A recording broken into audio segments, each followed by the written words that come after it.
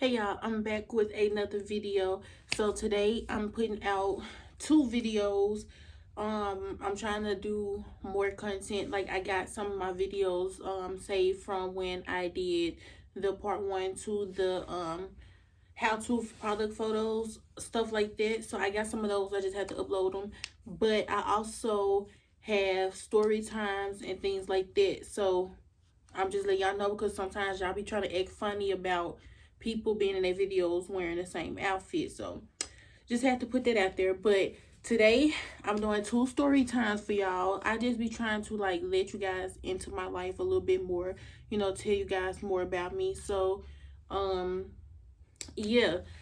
So this story time is about the time that my mom died. I don't really talk about it a lot. I reference to it a lot, but as far as really sitting down telling people like what happened, a lot of people don't know that part about me because I don't really like saying it. So, um, that's just for starters. So this might be a shock to a lot of people that may know me personally that watch my channel. Um, Other than that, I mean, I go to therapy and stuff for it. So it's like on the more serious topics. I don't know how a lot of people cope with losing their parent, but me, I coped a certain way. Mine was more so like rage. I was angry on the inside. Like I was diagnosed with bipolar depression because it was days that I just couldn't get up. It was days that I would sleep throughout the day. It was just horrible. So it's been a minute. Like my memory is like super duper foggy because it's like a lot of times when I don't want to remember stuff, I forget it. I'm not gonna lie to you, but it was my senior year of high school. Mind you guys, it was just us three. It was me, my sister, and my mom, and yeah, we were like the three amigos. That's what I would call us now, but it was one of the most, I ain't gonna say problematic times in my life, but it really, really hurt that she did have to die. So it was like a test of faith and all that stuff. I definitely believe it was happening. But um it was the week of my prom. So I'm gonna have to give y'all a timeline because my prom is April 29th. I graduate May 15th. She died April 24th. So it was like she had been nice and stuff and super duper cool. And growing up, people thought my mom was super strict. But the thing is, a lot of the stuff that we didn't do, we could have done. We just, and when I say we, I'm talking about me and my sister. We just have more respect for our mom. Like, I ain't gonna say other people didn't have respect, but I wasn't that wild teenager only because, like, not only because, but because she was sick. So it was more so like I just had a lot of respect for my mom. I wasn't finna be out here thotting and bopping and then, she just have a lot on her plate. We do have our dad in our life, but by this time they were separated. He moved on, she moved on. So she was happy. I remember one day walking into the house and she was just like smiling and stuff. Like, I don't know. I seen her in a different light, if that makes sense. Like, it wasn't normally what I would see my mama looking like. It was just a completely different light. And that right there, to this day, I still smile about that because my mama, she wasn't crazy, but at the same time, it was just like, you done calm down a lot over the years. So yeah, I seen her in a different light. She was just like a different person, a different individual. She was happier than normally, like normal, and I was just like, her new boyfriend must be making her super happy or something. So I didn't take it as a sign of, okay, don't get too, cause your mama finna die. I didn't take it as a sign like that. But I remember the week before she passed, towards the end of the week, she had got really sick. And when I say she got really sick, my little sister, she was homeschooled. I went to public school. I remember my sister texting me and she was like, because my mom, she had congestive heart failure. I forgot to mention that, y'all. So she had congestive heart failure. And with that, she took a lot of medications. And so my little sister told me that she accidentally took too much of some medicine. And I was just like, okay, let me hit her up, because at this point, maybe it's time for me to step in. So I hit her up and I was like, hey, mama, Kaya told me that well, I didn't call my mama. I called her mama. I called her mom. I said, mommy. I said all of it. So I probably was like, hey, mommy, what you doing? And I just was like, Kaya said that you took too much medicine, everything gonna be okay. She was like, yeah, it's cool, it's gonna be all right. I just I'm had to not take it tomorrow, da da da. So she was just basically saying like she got a plan in place, so whatever happens happens. So I was just like, okay. Still wasn't sitting too well with me, but I was just like, I don't really know much about her medicine, so I can't say, well, you need to be taking this, you can, stuff like that. I didn't want to be that over possessive child that made it seem like I didn't know, or my mama didn't know what she was, talking about. So just like, okay, cool. So I was actually still getting my last minute stuff for prom, like, y'all. I was really, really childish back then, and I was like, I need some booty pads so I can feel my so I can fill my dress up, because I wasn't blessed with the booty in the family. My little sister was. So I just was like, I need to go to this store up in the mall and get some booty pads so I can, because I had a fitted dress, and like I was way bigger than I am now. So it was like then it was just like you need to have like a super bomb curve, because the model in the picture had a super bomb curve, and I just really liked the dress, so I still got the dress. So I kept telling my mama, I was like, I need to go to Greenville. I'm finna go do that, and I'm finna do that. And I'm gonna be with my cousins them. So as I was in school, I did leave early. And when I left early, I was actually supposed to head to Greenville, but something happened to where we had to go back to Eudora. So, okay. I'm from Eudora, Arkansas, super small town. Little Rock, Arkansas is the capital, and we are 2 hours away from them. Greenville, Mississippi is the next big town close over, where we can go to the mall, go out to eat, stuff like that. I've been told nowadays that it'll kind of slacked up and it'll fell apart a little bit, which is believable, but then it was popping. Everybody went to Greenville. So we were supposed to go to Greenville, like we were supposed to leave school, go straight to Greenville, come back for bedtime and all this stuff, because the next day we had to get right back up and go get my cousin's last minute stuff, because her dress was actually getting altered. So we actually didn't go to Greenville. We went to Eudora, and when we went to Eudora, it was because my cousin had to do something. She had to do something that was super important. I never forget it. And I got dropped off at home. So I was just like, I'm going to go ahead and eat something here, because I didn't want to go spend extra money if I ain't had to spend extra money, because I had groceries. So I just was like, I'm going to eat something here, then I'm going to head back out, because my cousin had to go do something. I was like, perfect. This give me a perfect opportunity. Saves money. Let her do what she got to do. Then we can head back over there. Something in me just kept saying, like, you can go get that later. Don't worry about that right now. You can get that later. Stay home with your mama. So we had a 4-bedroom house, 2-bathroom. On one side of the house, you had like my mama room, you had the dining room, you had the kitchen next to the dining room with a little you know how you have those little windows, kind of like, I don't know if y'all can see it back there, but these little open spaces where you can see through. We had one of those, and then right over was a utility room, which was another door to take you straight to the back of the house, so you can go out to the garage and stuff like that. And the kitchen and the living room section over together, but it was a big wall. I hope y'all imagine this.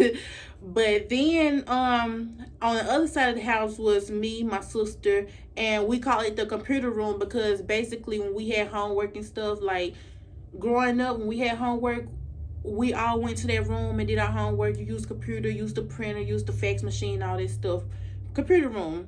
And my little sister was homeschooled, so that's why we kept calling it the computer room. Normally my sister slept in my room, And I don't know where her phobia came from, what her thing was, but she liked to sleep in my room. But this particular night, she was just like, I think I'm gonna sleep up in my room. I was looking like, girl, shit, go ahead, cause I like my privacy. I like my peace. Like, I'm not like a cuddly person. Like, I'm a lovey-dovey person. Like, I love you out loud. But when it comes to like showing affection and stuff, I don't like being cuddled and stuff, or I don't like being around people. I like my personal space.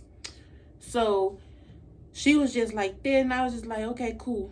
Got my room to myself tonight. Boom. So I've always been the person that's to go to bed early. Like, I'm tired, I'm gonna go to sleep. And high school was a time where I slept all the time. I remember it was points where my people thought I was pregnant because I slept so much. Like, I come home from school, take a nap right before the bed. Like, that's just what I did. So I fell asleep. And this is where it gets real sticky, because it's like my worst nightmare. I never forget it. I fell asleep and I woke back up around 1 something. I only woke up because my little sister was screaming and she was panicking and she was crying.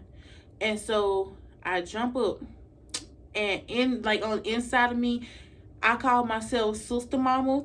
And when it comes to Sister Mama don't play. I jumped up and I was like, Kaya, calm down. Tell me what happened. And she was like, Penny, Mommy's up on the floor and she's passed out. And I don't know what to do. She's been passed out for a minute. I just didn't want to come get you yet. So I was like, at this point in time, I knew what time it was, because my mom, she had always prepared us. She got diagnosed in 2007. From that time up, a little bit before I found out she had heart failure, I was cooking, I was cleaning, I was doing everything. So I just knew at that point, it was like, oh my gosh, here you go. This cannot be happening right now, but it's happening. So I went and I tried to calm Kaya down. I just was like, you know what? You stay right here, get my phone, and I'm finna run up in here and check up on her real quick. By the time I came up in there, my mom had woke up and she was up. And y'all, this is a little TMI, but when people pass away, they use the bathroom on themselves. When she passed out, I believe now that she did pass away, but God brought her back to us because he didn't want us to wake up and see her like that. So when I had to clean her up and stuff, like, I had to run her a bath and all that stuff, and wash her up and clean her up and stuff, and get her some clothes. And it was crazy because she already had a bag packed. So we just made sure she had extra stuff up in there, and then I cleaned her up, and then I called the ambulance. So she kept coming in and out of consciousness, in and out. And I just was like, okay. Within 5 minutes, all this stuff happening. Like, you don't understand how quick you have to move when you have a parent with illness and stuff like that, because time is an essence. It makes sense. It happens fast. So you have to move fast. Basically, within 5 minutes, I had to hurry and clean her up with soap and water, get her some clothes, grab her overnight bag, call my auntie. I was calling my daddy. I was panicking and everything. So my dad, I didn't know where Flint, Michigan was, and I didn't know they was an hour ahead of us. So he was already in the bed. It's like 2 o'clock in the morning up here while we down there. So I was just like panicking. I text my auntie, and it was like I said, God working mysterious ways, because my auntie, she normally is like asleep at this time also, but she actually was woke this time. She said that she was up going to the bathroom so she can go back to bed or whatever. So I just was like, wow. Like, now that I think about stuff, I'm just like, wow. So my auntie, she lives like 5 minutes away from us, but she shot over to our house in like 30 seconds. I kid you not. By the time I got on the phone with my auntie, I said, TT, it's not going right. Come over here. Before I can even get the sentence out of my mouth, she was already on her way to the house. So my little sister, she's still in her mode. She panicking. She don't know what's going on. But she know what's going on. She hoping that it's not going on. So I call the ambulance. I tell them what happened. They like, okay, here we come. And at this point, I don't know what's going on. I just know that she in and out of consciousness. We found her, passed out. I believe she already died before and she just came back to us. But, you know, there's a bunch of stuff going on through my head. So from this time all the way up until 5 o'clock in the morning, I'm up. And they come and get my mom around 1:50 something, because it was early at 1 o'clock when this happened. So they come and get her around 1:50 something. And she's on her way to the hospital along with my auntie. She told us to stay at home, lock up, you know, take care of ourselves for the rest of the night real quick. And my little sister, she was tired, she was cranky, she was agitated. I was just like, you know what, you go to bed, I'm gonna stay up, I'm gonna make some phone calls, I'm gonna get some stuff together. So at this point, I'm up, I'm tired, I'm drained. My mom, she about to pass away and I don't know it for real. And I'm calling my godmama, because my godmama is an RN. She worked at the hospital they was taking my mom to. So call her, I let her know what was going on. She shoot over to the house, because she stayed up the road from us too. She shoot over to the house really quick, and then she turn around and she leaves. So she go to the hospital, make sure that they got the right doctors for her and everything. So 5 o'clock come, she come back to the house, and we shoot up to the hospital with her. And y'all, it was just like, at this point in time, I really don't know how to explain it, because like my mom, she was up in the hospital, she was stable, she was up.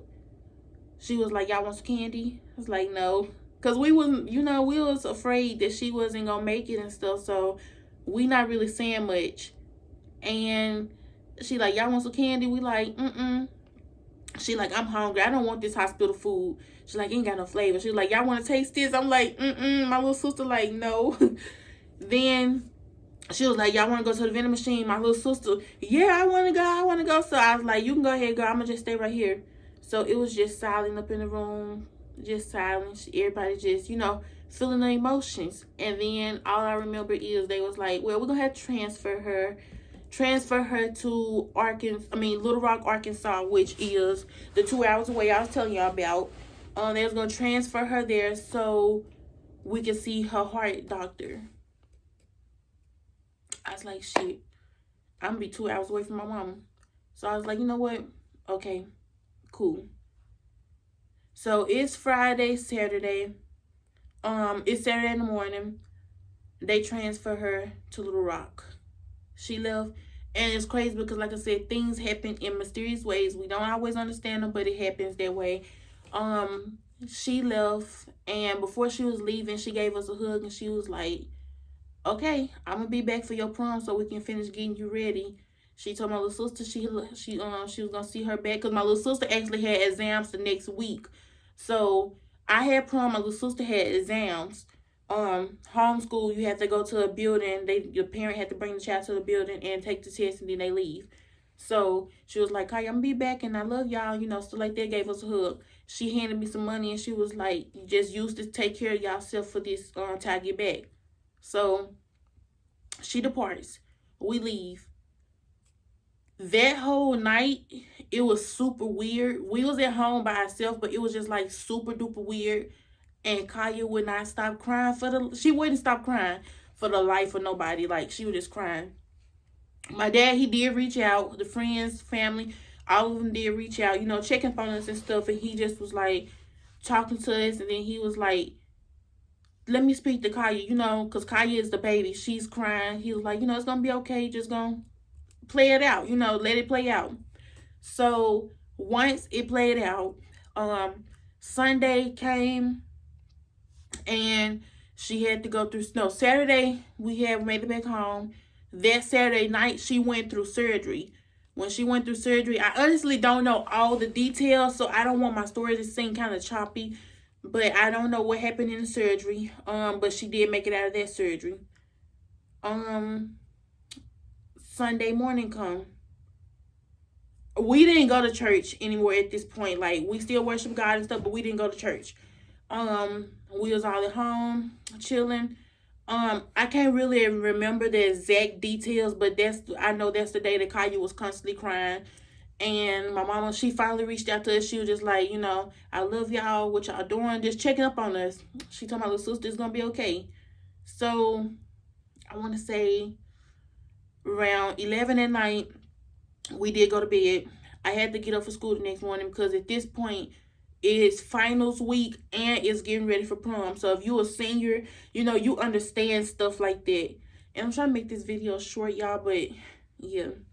But when you a senior, you understand stuff like that. So um Monday come, my auntie, she called me that morning because in the morning time she dropped my cousin off to my bus stop, and he'll come to school from my side of town. He'll ride my bus and everything, so that way I can keep watching him. um She called me in the morning and she was like, girl, I called you thinking that you was your mama because your mama called me this morning and I need to call her back. And mind y'all, before my mom passed away, she was actually about to get ready to open up a family daycare. It's going to be her, my aunt, and my cousins. And me and my little sister, we were just going to be there for the summertime working. I was supposed to go to school at Grambling State University in Louisiana. But she was like, your mama called me. I'm going to need to call her back. I'm going to call you back. So finally got on the bus and I was listening to some Tink. Mind y'all, Tink, she been heartbroken since I don't know when. But I listened to some Tink. And while I was sitting on the bus listening to the music, something deep inside my soul was not settling. It was not settling. I was holding back tears, but it was not settling. When I got to first period class, I was just sitting up in class and I was like a dead soul. I remember sitting up in there and it's my classmate, her name, well, she's not my classmate, but we took that class together. It was art class. I just felt drained and I literally slept the whole class period and she just kept tapping me because me and her was tight. She was just like, you okay? And I just was like, I ain't say much. I just like, a lot of people knew my mom, knew she was sick and stuff, but they didn't know the full story or details, so they won't know until I say anything. But I remember just being so drained up in that class, y'all. I had already took my finals for that class because I had to do an essay for them. Passed it, moved on. Second period came. That was the only class I did have to take a final exam for, because if you was exempt, then you had to take no test, but if you did, you did. That was my family consumer science, I think, or whatever the class is called, but I had to take the exam up in there. That's an easy class to pass, y'all. I just wasn't trying hard enough, and I was missing assignments because I was rarely up in that class. But took that exam, and the teacher, she was actually out because she was pregnant and stuff. She had her own complications. So I know I keep looking away from the camera also, y'all. I'm just trying to put everything into pieces, It still don't seem real to me. But second period, took the exam, and I remember asking to go to the bathroom. Went to the bathroom. My phone wouldn't work at all. Internet, service, none of it would work. So my third period class was actually a computer class, but that class right there, you kind of teach yourself. So we was all up in the gym because that teacher wasn't there.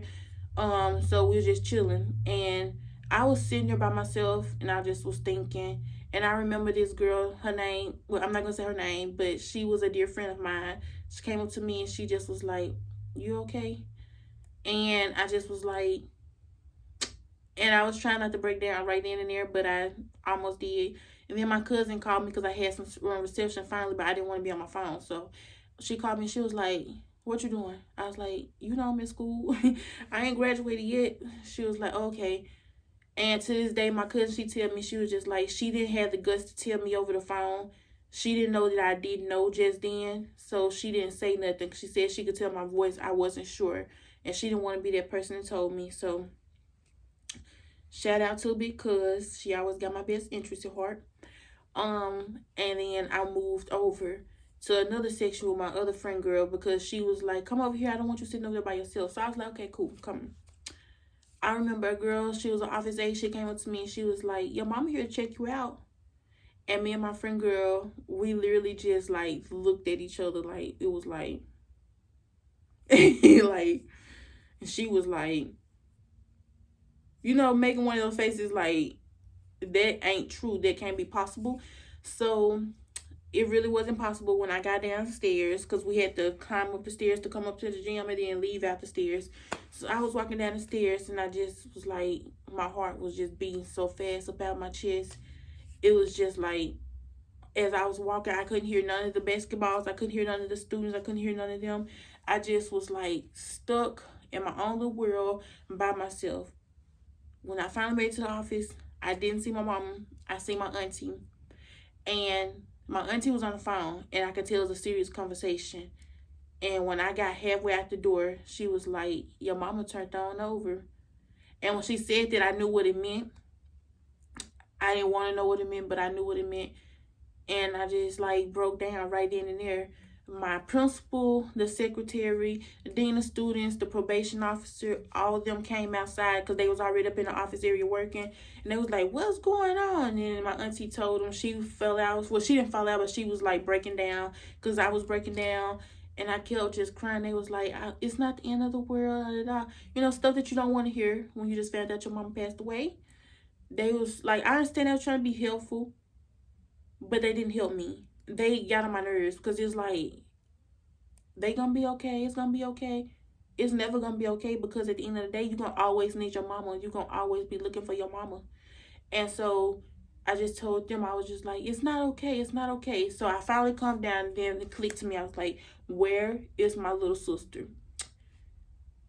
My cousin, she called my phone. She was like, "Hey, what's going on? What's going on?" You know, she didn't know. She just seen the post on Facebook when I was just like, Takia Glenn is sad, stuff like that. So she was like, "What's going on? How your mama doing?" And I was like, "She died." And she was like, "Don't say that." And I was like, "No, she is. I just got the news. She's died." And I'm breaking down. My auntie, she breaking down. We in the highway swerving, and we just breaking down. She beating the steering wheel and all that stuff. And so we made it to my granny house because she was right up the road from the school. And my little sister was with my godparents, and they already knew, but they didn't want to tell her. So I just was like, "Kaya, our mama not here with us no more." And Kaya she broke my heart. Like, literally. The death broke my heart, but Kaya, she tore your girl down. She tore me down really, really bad because she just wouldn't stop crying. Like, she broke down. She was actually on her way to take her state exams, but that's when she found out. So it was a whole lot of, "Can we reschedule? Can we do this?" And then I had to call my dad and all this stuff. So it's like, that happened April 24th, 2017. Today is February 19th, 2020. It's been a long time. Well, it's not a long time. It's still fresh.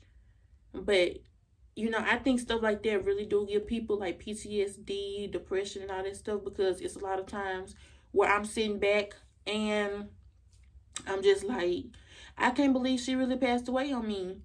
I had to go to prom because I already had all my stuff. So what was the point of not going? I went to prom for like 30 minutes, took pictures, ate. I didn't dance, none of that. Went home.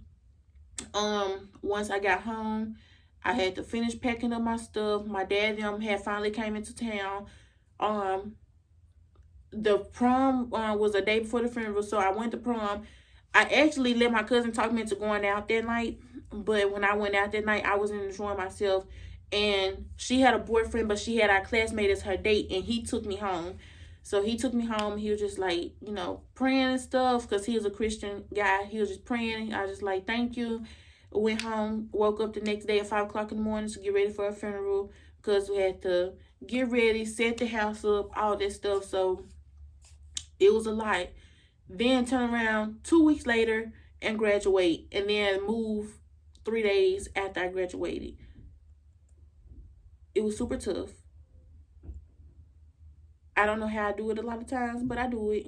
And like I said, I believe that type of stuff give people PTSD because how do you get over something like that? And I send my encouragement and, you know, my love out to everybody that's dealing with this situation.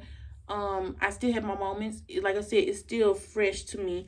I still have moments where I just be like, "Dang, I really wish that she was here." And I know it's going to be a forever thing, but I really wish she was here so I can talk to her about certain stuff. Or, you know, life has not been peaches and cream since she passed away. And I'm learning how to slowly but surely, you know, not get over it, but cope with it. But it takes a toll. It's a learning process. It's day by day thing. Sometimes you just don't understand it. But I'm just walking by God's will right now and forever. So, I mean, like I said my condolences to everybody that ever dealt with this situation. Um, I made a video about it today because I feel like today was a heavy day for me anyways. And I just was like, let me just get some stuff off my chest because I never really talked about it. So, it was a lot of stuff that came with her death that happened after her death. Maybe I'll talk about that in another video. Maybe. But it's like a painful thing that you have to learn to get over. And that's what I'm learning. Learning to get over it. Learning to cope with it. Learning to understand, God say leans not into your own understanding. So that's what I'm doing, leaning out into my own understanding. But if this ever happened to you, you can feel free to look in my description bar and get my information and reach out to me. We can always have a conversation.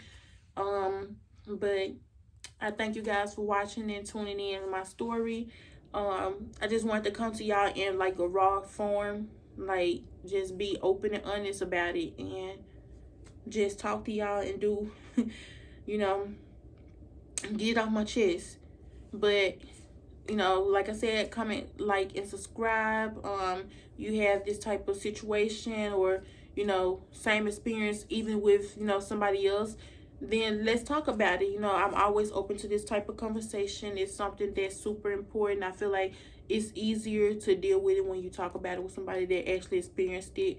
But I thank you for everybody that does support me, that does understand me, and hey, but I'll see you guys in the next video.